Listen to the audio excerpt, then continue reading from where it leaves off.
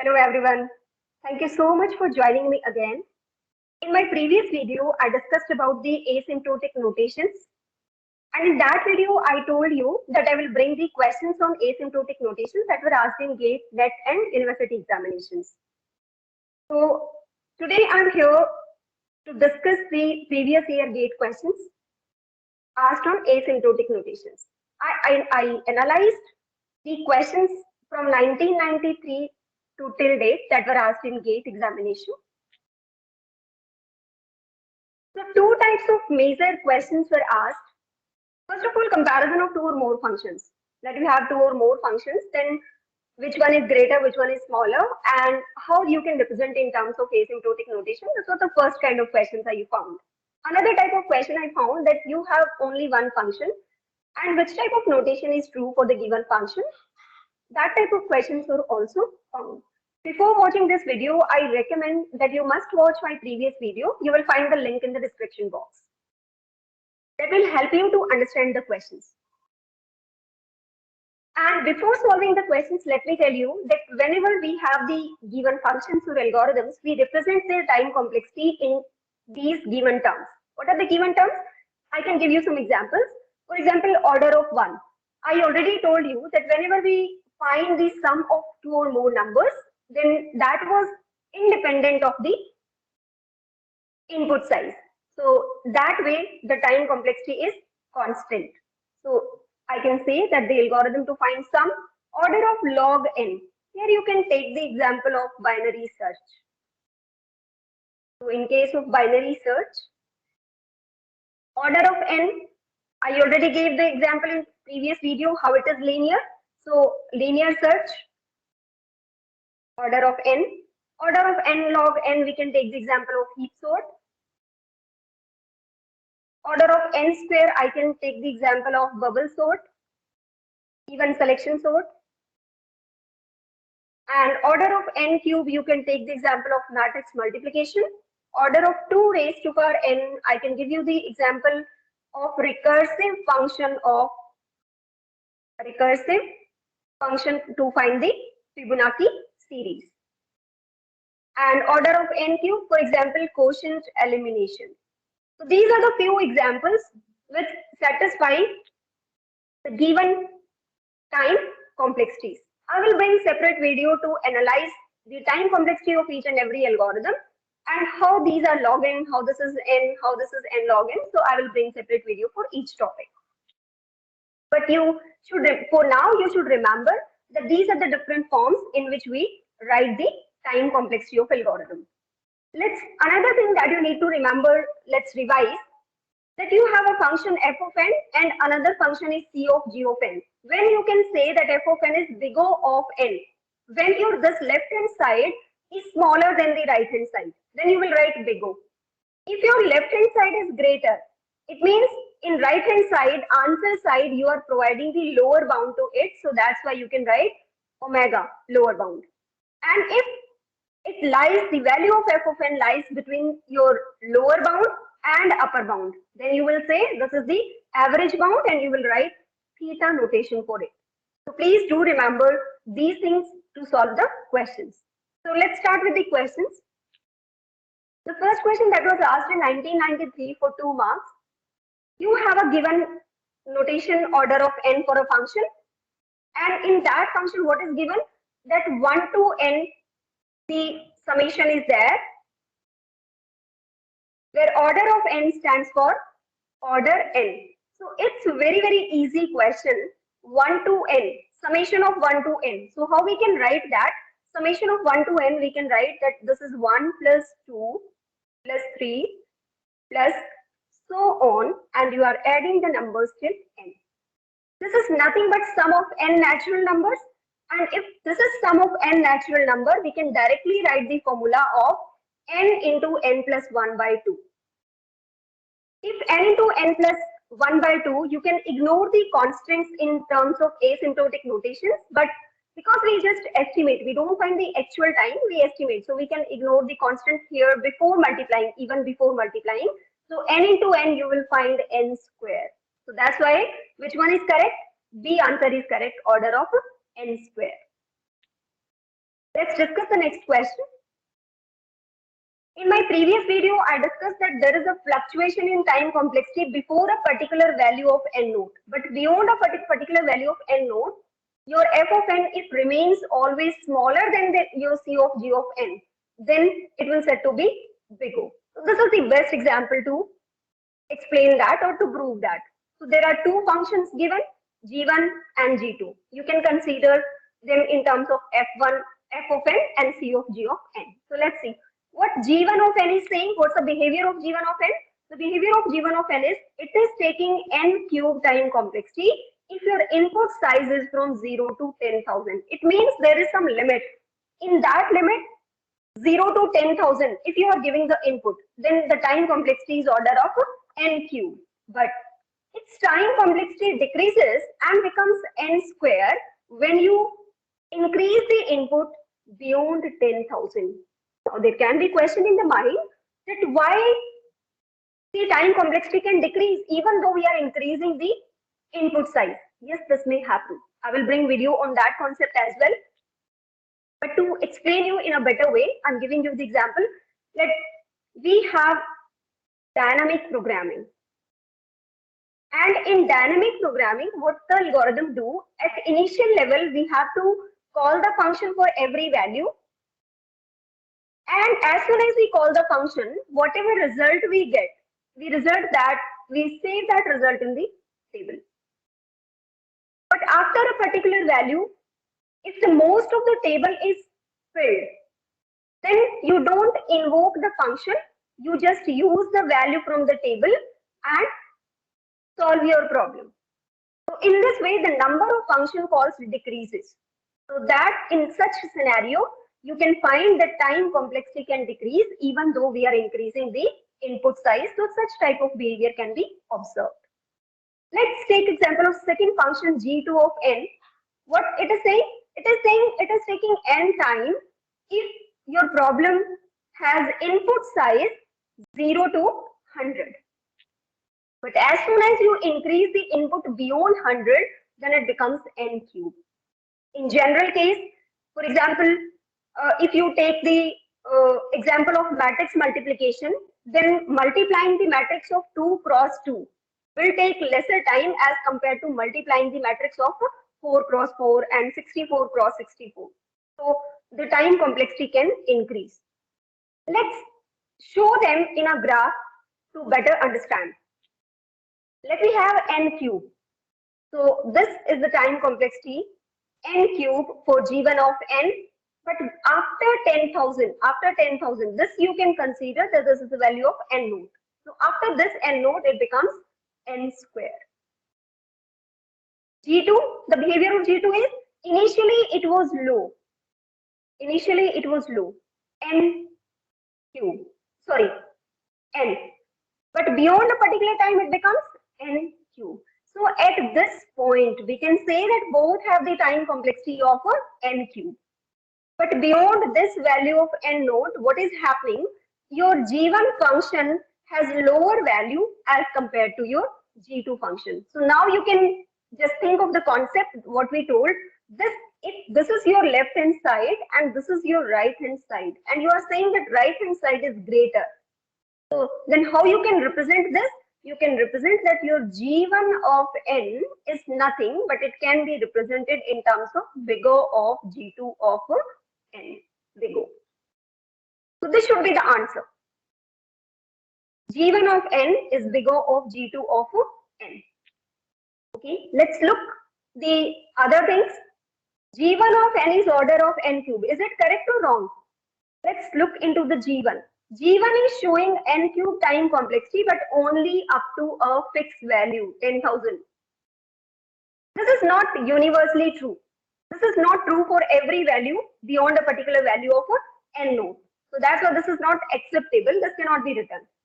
But it takes n square time complexity if n greater than 10,000. So if this is the value of n naught, beyond that it will always be true that it's taking time complexity n square.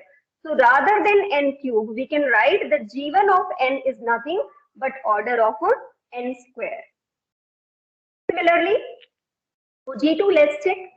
They are saying that G2 is order of n. Same concept.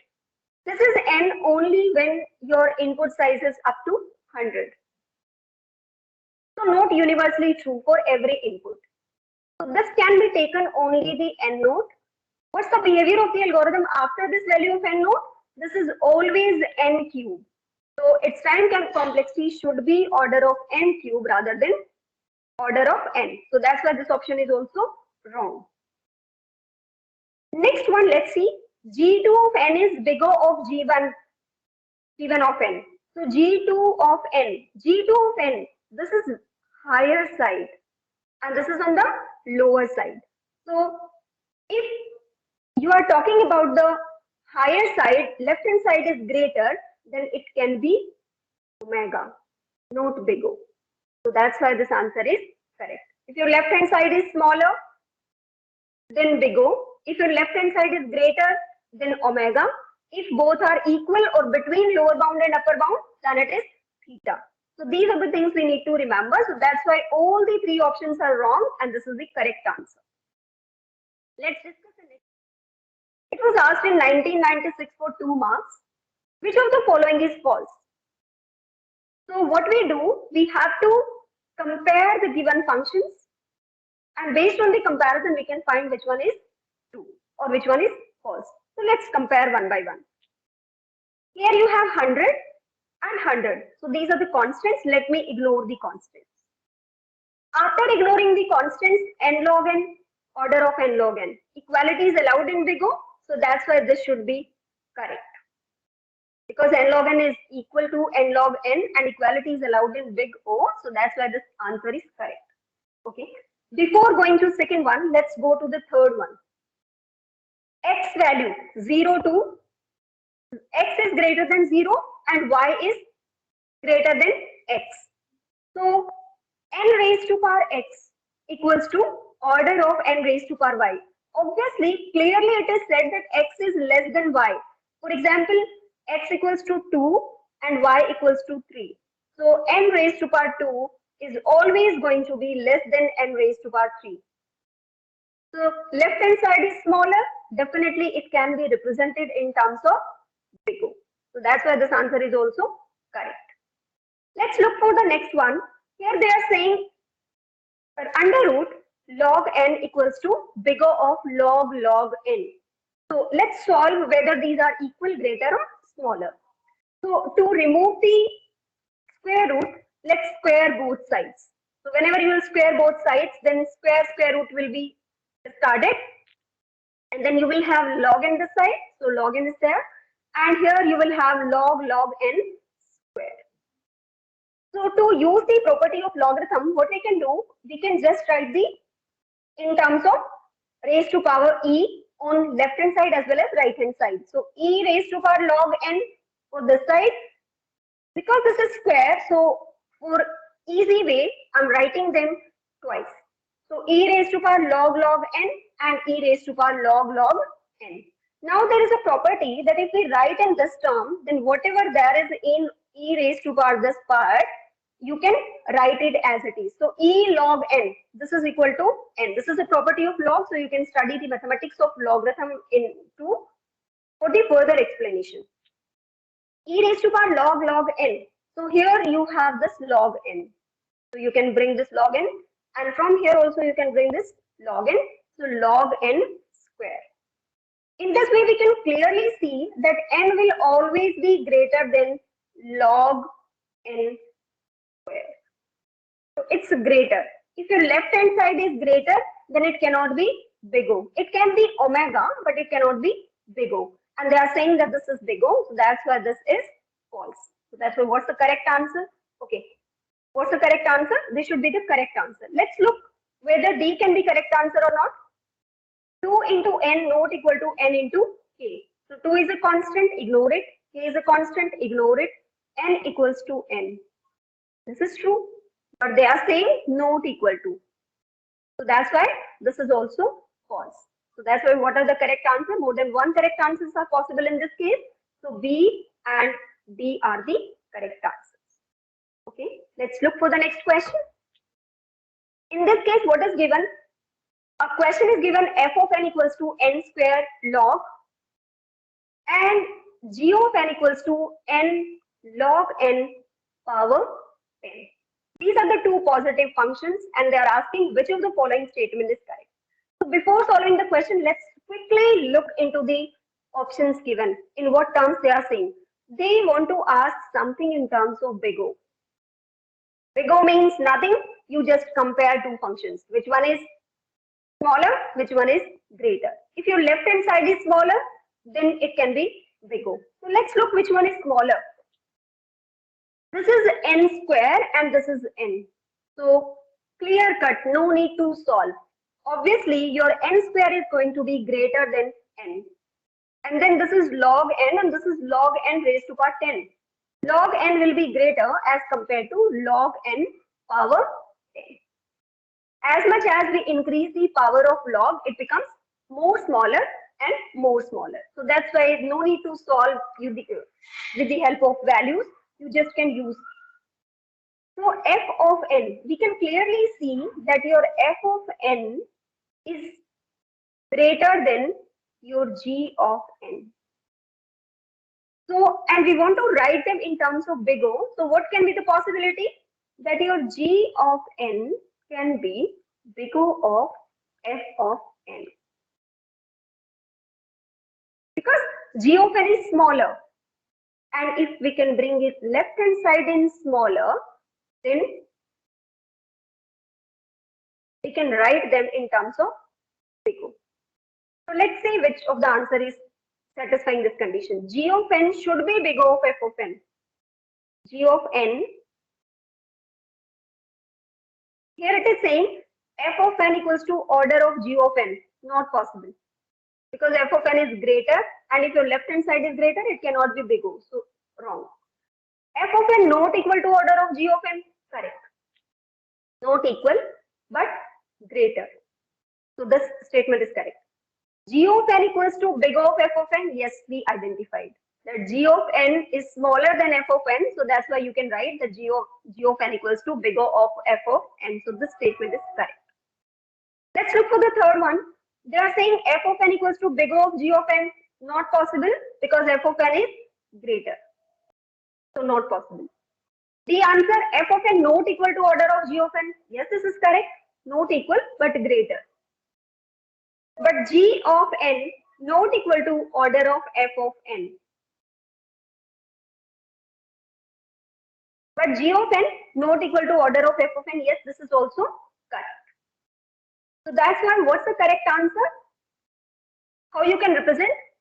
You can represent in terms of f of n not equal to big O of g of n. They are not equal. Also, they are satisfying that g of n is order of f of n. This is your smaller value and this is the greater value. So that's why answer B is correct in this case. Next question. Consider the following functions. F of n equals to 3n root n. G of n equals to 2 raised to power root n log n. And h of n equals to n factorial. Let's look into the options. What are the options? Options are again in terms of big O. Right? So if big O, it means we need to compare. So the first way to solve such kind of questions is, what we can do, we can arrange the functions in increasing or decreasing order. N factorial, you know that anyhow this is going to have higher value as compared to these two. So your h of n is going to have the greatest value among these. Now question is to compare them. So to compare them, please don't take smaller value, take something higher value to justify. Because for smaller value of n naught, there may be possibility that both may have fluctuations, but for higher value, it must be true. For the simplicity, we can take in power of 2, the values that are in power of 2, so that we can discard the square root over here. So let's take n equals to 256 and n equals to 65536. And let's solve which one is greater and which one is smaller, or they are equal. Let's solve 3 into 256 raised to power 16. The under root of the square root of 256 will be 16. So 3, 256 raised to power 16. Let's bring them in terms of power of 2 for easy way to explain. So 3 into this will be 2 in 2 raised to power 128. Okay. Let's for the same value solve the g of n also. So it will be 2 into what is under root n? This is 16 and log n, log of 256, it will be 8. So 2 raised to power 128. Here also 3 is the constant, so you can ignore it. 2 raised to power 128 or 2 raised to power 128. Almost equal.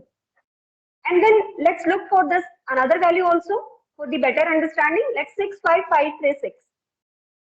If n is 36536, then its under root will be 256. So 3 into 65536 raised to power 256. Bring them in power of 2. Then it will be 2 raised to power 16 into 256. That is 2 raised to power 4096. Okay. Let's look same for the g of n.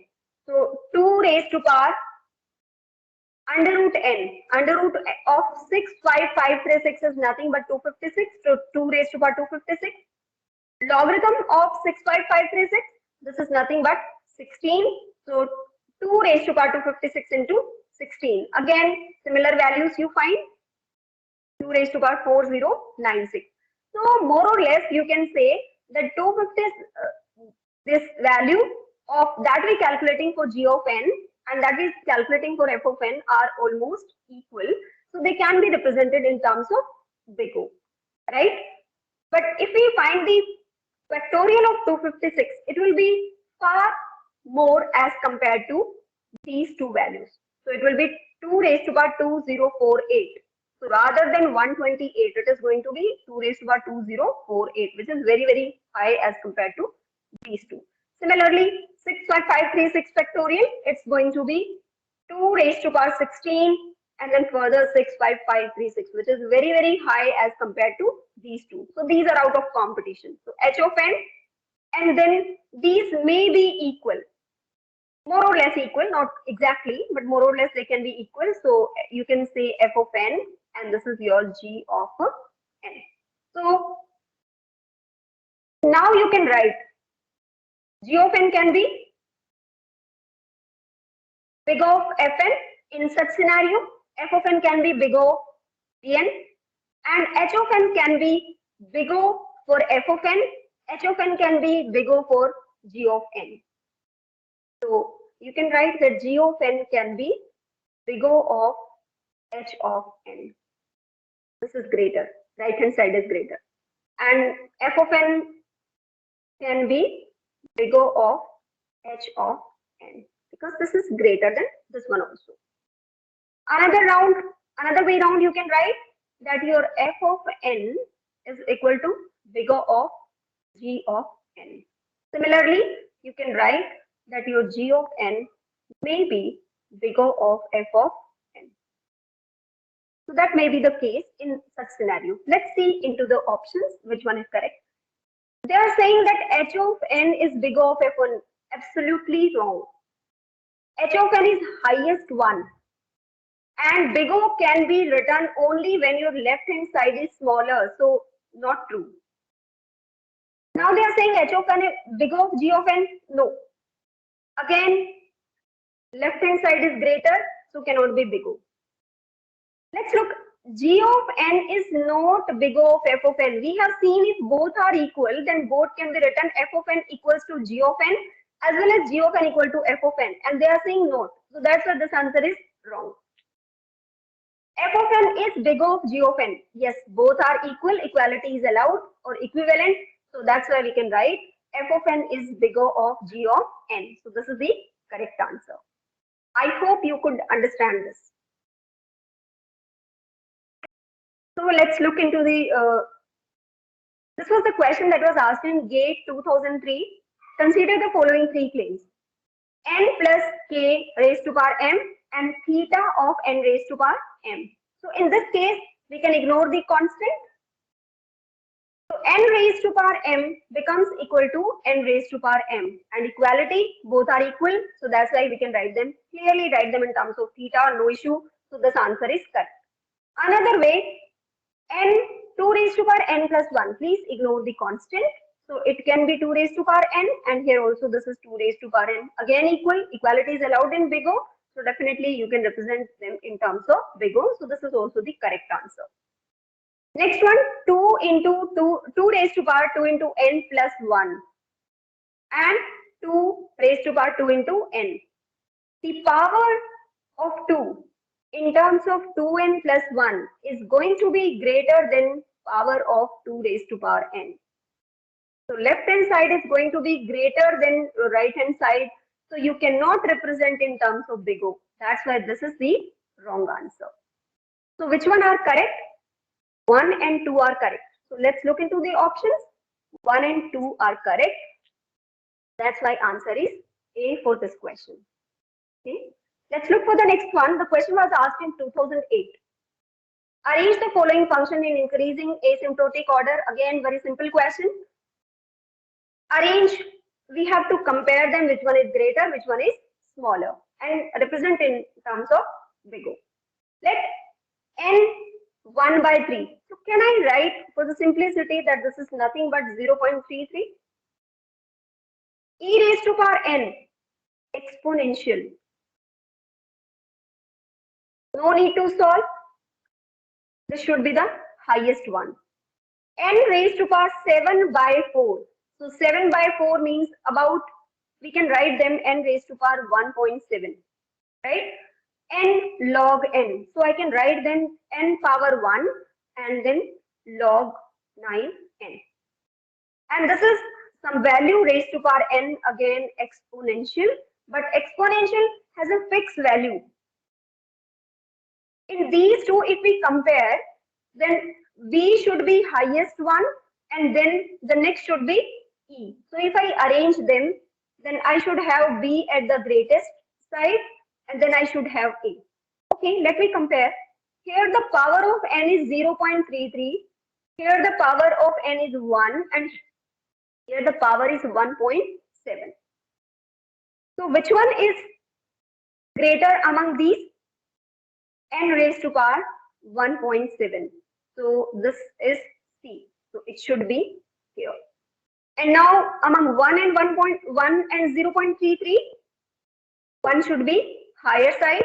So then D, and then we have this A to the power 0.33. Now you can look into the answers. A, D, C, E, B. A, D, C, E, B. So you find the sequence. So that's what the correct answer is, A. Another GATE question asked in 2008. F of n equals to 2 raised to power n, g of n equals to n factorial, and h of n equals to n log n. And what's the question? Question is, which of the following statement about the asymptotic behavior of f of n, g of n, and h of n is true? So before solving the question, I just suggest you that please look into the type of notations they are using and make clear cut in your mind that if your left hand side is smaller, then this is nothing but big O. If your left hand side is greater than omega, if lies between 2 or equality, then it can be theta. Big O will be if your left hand side is smaller or equal. Okay, and big omega will be if your left hand side is greater or equal. If clearly your left hand side is smaller than your right hand side, then it will be small o. And if your left hand side is clearly greater than your right hand side, then it will be clearly small omega. Okay, so these things you remember before solving any question. Let's look. What are the options? F of n equals to small o of g of n. So first of all, let's compare them and then we can. So let's compare them. F of n equals to 2 raised to power n, g of n equals to n factorial. Anyhow, n factorial is going to be highest among these all. So g of n should be at the highest side. Then 2 raised to power n, clearly you can take the example, otherwise this is clearly observable that f of n will be smaller than this, and then n raised to power log n. Obviously it's going to be smallest among all, so h of n should be smallest. This should be the order. Now we can check the options. They are saying that f of n equals to big O of g of n. F of n equals to big O of g of n. F of n big O of g of n. Yes, true. Left hand side smaller than right hand side, so possible. Now they are saying g of n equals to big O of h of n. G of n. This is h of n. H of n is smaller than g of n. Not possible. Wrong answer. Another way, let's check. F of n equals to omega of g of n. F of n.